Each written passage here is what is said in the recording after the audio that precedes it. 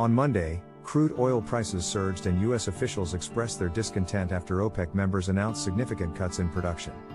The move confirmed Saudi Arabia's leadership in the oil market, and traders raised crude prices following the news of cuts totaling more than 1.1 million barrels a day. This signaled a potential threat to global efforts to curb inflation and posed a challenge to the Biden administration's push for lower gasoline prices. Some analysts speculated that Saudi Arabia's goal was to keep prices high, possibly around $90 a barrel. This was seen as a new Saudi tactic of unpredictable maneuvering, which was contrary to recent signals that current production levels would be maintained through the end of the year.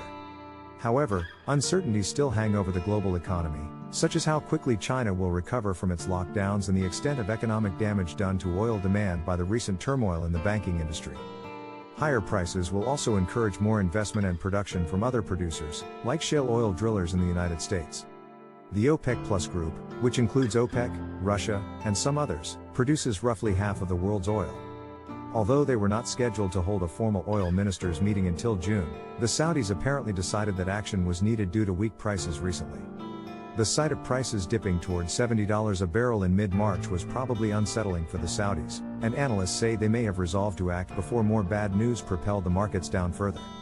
Saudi Arabia needs high oil revenues to support ambitious development schemes aimed at diversifying the kingdom's economy away from oil.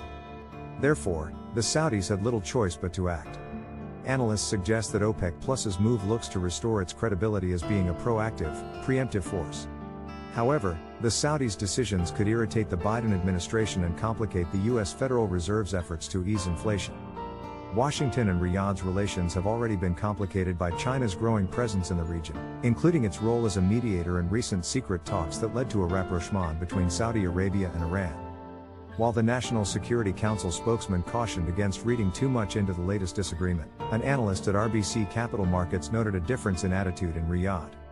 The Saudis now view Washington as just one of several partners rather than their most important ally, as in the past. Thanks for watching.